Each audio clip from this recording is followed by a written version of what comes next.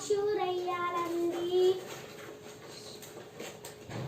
తర్వాత కొంచెం వేయాలండి.